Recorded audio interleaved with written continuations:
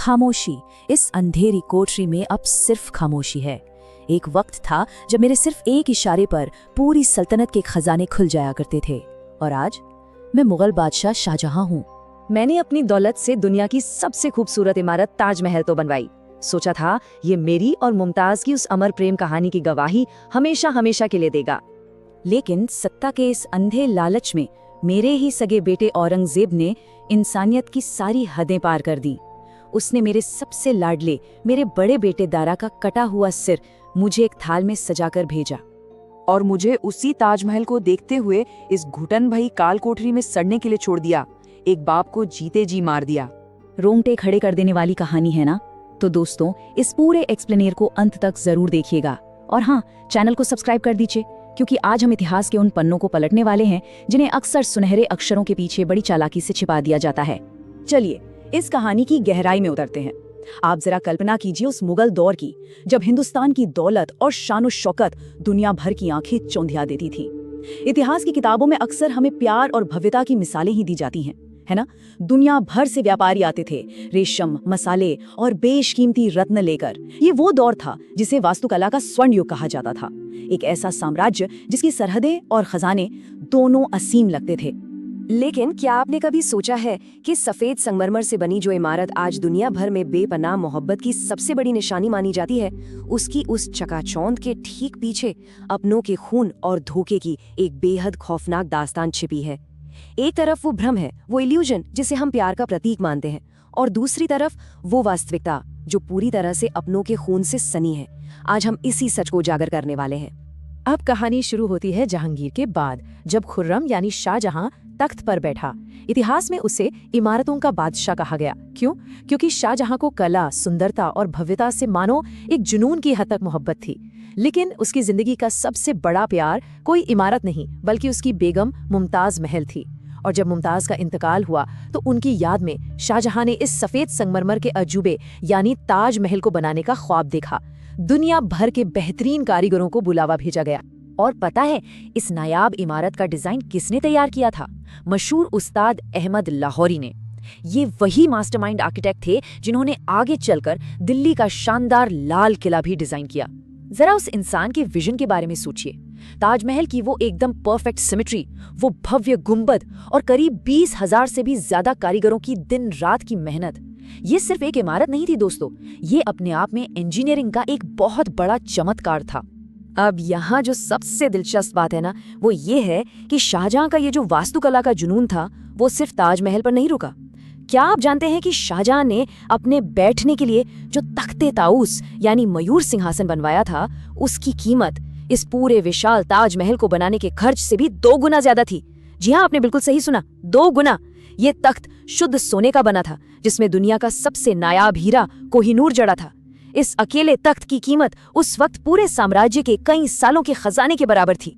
ताजमहल तो अपनी पूरी भव्यता के साथ बनकर तैयार हो गया, लेकिन शाहजहां को इस बात का रत्ती भर भी अंदाजा नहीं था कि जिन शानदार महलों और चमकते सिंहासनों पर वो इतना गुरूर कर रहे हैं ना, वो असल में एक शापित और खूनी अंत को दावत दे रहे हैं।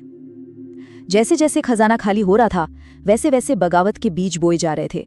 ये एक ऐसा अनदेखा विनाश था जो राजमहल के उन चमकदार गलियारों में एकदम खामोशी से पनप रहा था। और फिर वही हुआ जिसका डर था। जैसे जैसे शाहजहां बूढ़ा होने लगा, सत्ता की इस अंधी भूख ने उसके अपने ही परिवार को डसना शुरू कर दिया। उसके 4 बेटे थे, दारा शिकोह, शुजा, मुराद और औरंगजेब। और इन चारों के बीच उस एक तख्त को हासिल करने के लिए एक बेहद भयानक और खूनी जंग छिड़ गई। ये कोई छोटी मोटी लड़ाई नहीं थी दोस्तों, ये दुनिया के सबसे अमीर साम्राज्य पर कब्जा करने की होड़ थी। और ये बात बहुत ही बेहतरीन तरीके से इस अंतर को दर्शाती है कि मुख्य लड़ाई किनके बीच थी। एक तरफ था शाहजहां का सबसे चहेता और बड़ा बेटा दारा शिकोह। दारा बेहद उदार था, सूफीवाद से जुड़ा था और सभी धर्मों का सम्मान करता था। लेकिन ठीक उसके उलट दूसरी तरफ था औरंगजेब, जो सत्ता का इतना भूखा, इतना कट्टर और क्रूर था कि उसे सिर्फ और सिर्फ तख्त नजर आ रहा था। विचारधाराएं बिल्कुल अलग थीं, लेकिन तख्त सिर्फ एक था। अब जरा इस खूनी संघर्ष की टाइमलाइन को ध्यान से देखिए। 1650 के दशक की शुरुआत में शाहजहां कमजोर पड़ने लगता है। 1650 के मध्य तक आते आते बेटों ने बगावत का झंडा उठा लिया और फिर आता है साल 1658 का मध्य, जब औरंगजेब ने क्रूरता की सारी हदें पार करते हुए अपने ही बड़े भाई दारा शिकोह की बेरहमी से हत्या कर दी। लेकिन बात यही खत्म नहीं हुई। 1658 के अंत में औरंगजेब ने अपने सगे भाई का वो कटा हुआ सिर एक थाल में सजाकर सीधे अपने बूढ़े पिता शाहजहां के पास भेज दिया। सच कहूं तो ये वो पल था जहां इंसानियत पूरी तरह से दम तोड़ चुकी थी। परम सत्ता की उस अंधी और खौफनाक दौड़ में खून के हर एक रिश्ते का बेरहमी से कत्ल कर दिया गया था। भाइयों का प्यार, पिता का सम्मान, सब कुछ उस एक सोने के तख्त की खातिर हमेशा के लिए मिटा दिया गया। इतिहास में शायद ही इससे ज्यादा स्याह पन्ना कोई और हो। और फिर देखिए किस्मत का कैसा खौफनाक खेल शुरू होता है। वो इंसान, वो सर्वोच्च शासक जिसके सिर्फ एक इशारे पर खजाने के मुंह खोल दिए जाते थे, औरंगजेब ने उसी को आगरा के किले की एक छोटी सी अंधेरी काल कोठरी में कैद कर दिया। मतलब जरा सोचिए, ये विश्वास करना भी कितना मुश्किल लगता है ना कि जिसने दुनिया के सबसे विशाल और खूबसूरत महल बनवाए, आज वो खुद एक छोटी सी कोठरी का मोहताज हो गया था। तो यह सबसे अहम बात ये है कि ये जो कैद थी ना, ये कोई 2-4 महीने की नहीं थी, पूरे 8 साल। जी हाँ, 8 लंबे साल। जरा इमेजिन कीजिए, वो बादशाह जिसने दुनिया भर के हीरो से जड़ा ताज पहना था, उसने अपने जीवन के अंतिम 8 साल एक बेहद लाचार कैदी की तरह उन सलाखों के पीछे अकेले घुट-घुट कर बिताए। एक बूढ़े और बेबस पिता के रूप में वो धीरे धीरे अपनी मौत की तरफ बढ़ रहा था। और सबसे बड़ी, सबसे दर्दनाक विडंबना क्या थी पता है? उस कालकोठरी की एक छोटी सी खिड़की से उसे सिर्फ और सिर्फ अपना बनवाया हुआ ताजमहल नजर आता था। रोज सुबह उठकर वो अपनी उसी महबूब की निशानी को देखता और रोज वो सफेद संगमरमर उसे उसके अपनों के दिए हुए उस खौफनाक धोखे की याद दिलाता। वो तिल तिल कर मरा। और अंततः दौलत और प्यार का इतिहास का ये सबसे महान बादशाह पूरी तरह से लाचार होकर, अंदर से टूटकर इस दुनिया से हमेशा के लिए विदा हो गया। उसकी सारी बेशुमार दौलत, वो तख्ते ताऊस, उसका वो सारा गुरूर, सब का सब आगरा के किले की उन खामोश दीवारों के बीच ही दफन होकर रह गया। तो दोस्तों, अगली बार जब आप उस चमकते हुए सफेद ताजमहल को देखेंगे, तो क्या आपको सिर्फ एक खूबसूरत इमारत नजर आएगी, या फिर उस संगमरमर के पीछे छिपे एक धोखे के शिकार पिता के आंसू भी नजर आएंगे? मुगलों के इस खूनी इतिहास पर आपकी क्या राय है? हमें कमेंट्स में जरूर बताइएगा।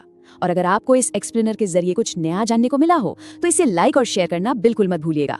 मिलते हैं अगली प्रस्तुति में।